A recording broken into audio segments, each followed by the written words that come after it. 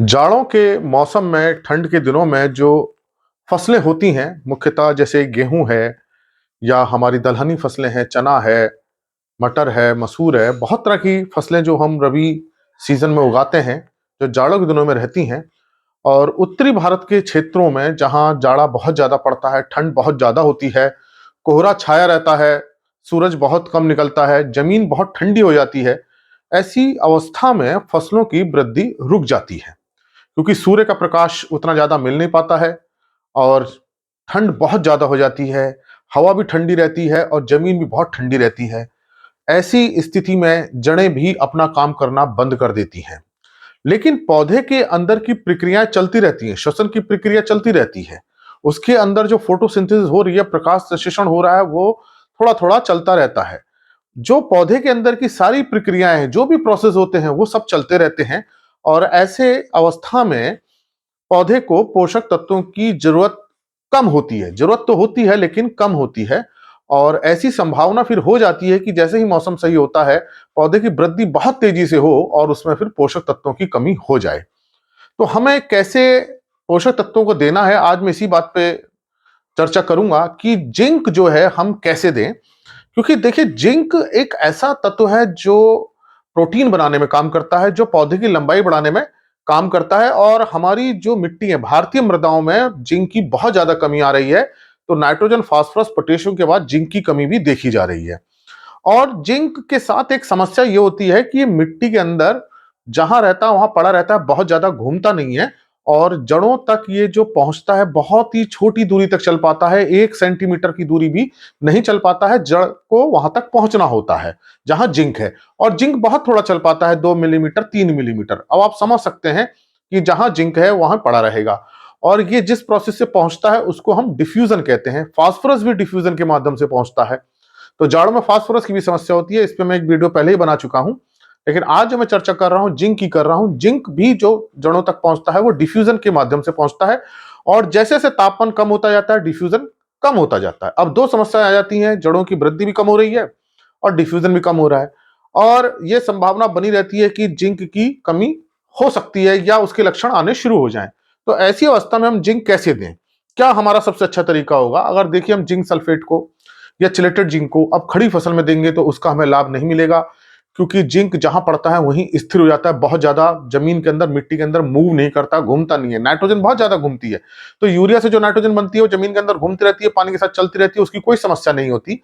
लेकिन खड़ी फसल में अगर हम चिलेटेड वाला भी डाल रहे हैं या अपना सामान्य साल डाल रहे हैं, वो पौधे को नहीं मिल पाएगा। ऐसी अवस्था में अब आपको जिंक सल्फेट का स्प्रे करना चाहिए, ताकि जो हमारा फसल उत्पादन अच्छा बना रहे, उसकी लंबाई अच्छी रहे, उसमें बालियां निकलती रहें, उसमें दाना अच्छा बने, उपज अच्छी रहे। तो अब ऐसी स्थिति में आप जिंक सल्फेट का स्प्रे करें। आप खड़ी फसल में ऐसी अवस्था में बिल्कुल भी जिंक सल्फेट को ना डालें। आप ये कोशिश ना करें कि हम जिंक सल्फेट डाल के सिंचाई कर दें कि पानी के साथ जड़ तक पहुंच जाएगा। ठंड के दिनों में जब बहुत ज्यादा ठंड है तो इसका हमें कोई लाभ नहीं मिलेगा। तो आप जो स्प्रे करें, जिंक सल्फेट का करें। जिंक सल्फेट का जो सामान्य साल्ट आता है, हेप्टाहाइड्रेट 7H2O वाला आता है, 21% वाला आता है, या मोनोहाइड्रेट 33% वाला आता है। आप जिंक सल्फेट का 21% वाला भी साल्ट प्रयोग कर सकते हैं या 33% वाला भी कर सकते हैं। और 1 लीटर पानी में आप 5 ग्राम जिंक सल्फेट को घोलें और उसका स्प्रे करें। और फसल के अनुसार, फसल छोटी है तो पानी कम लगता है, फसल बड़ी है तो पानी ज्यादा लगता है। सामान्यतः 1 एकड़ में 200-250 लीटर पानी लग जाता है, 300 लीटर भी लग जाता है, 400 लीटर भी लग जाता है 1 एकड़ में। अगर फसल बहुत बड़ी है, मान लीजिए गन्ना है, तो उसमें ज्यादा पानी लगेगा। छोटी फसल है गेहूं की, तो पानी उसमें कम लगेगा। तो पानी की मात्रा आप फसल की कितनी वृद्धि है उसके अनुसार ही निर्धारित करें।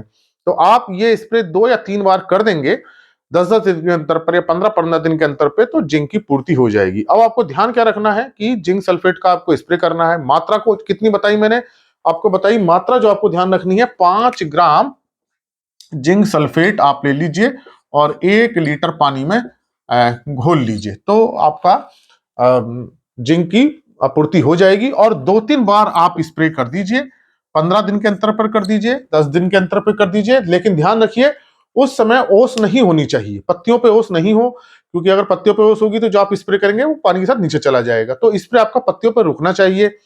तो कोशिश यही हो कि ओस सूख चुकी हो तब आप इसका स्प्रे करें। तो ये एक बहुत अच्छा तरीका होगा जिंक को देने का। अगर कुछ लोग कहते हैं कि चिलेट का भी स्प्रे हम करें, ईडीटीए, जिंक ईडीटी आता है उसका हम स्प्रे करें, तो उस पर पहले भी मैं वीडियो बना चुका हूं, बात कर चुका हूं। जो चिलेटेड वाला होता है उसके अच्छे रिजल्ट्स हमें जमीन में डालने पे आते हैं, उसके अच्छे रिजल्ट्स हमें स्प्रे करने पे नहीं मिलते हैं।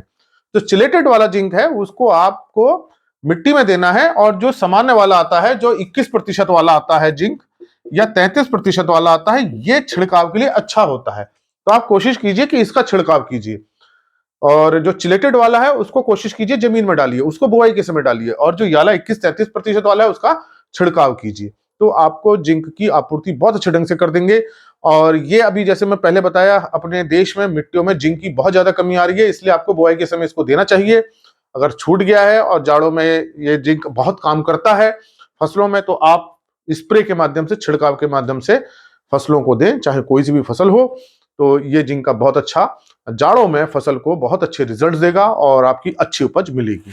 आशा है मेरी बात आपको समझ में आई होगी जिंक वाली। तो ज्यादा से ज्यादा लोगों के साथ शेयर करें ताकि उनको भी उसका लाभ मिल सके। कृषि किसान प्लेलिस्ट के लेक्चर्स को देखिए, और अगर चैनल सब्सक्राइब नहीं किया तो सब्सक्राइब कीजिए। धन्यवाद।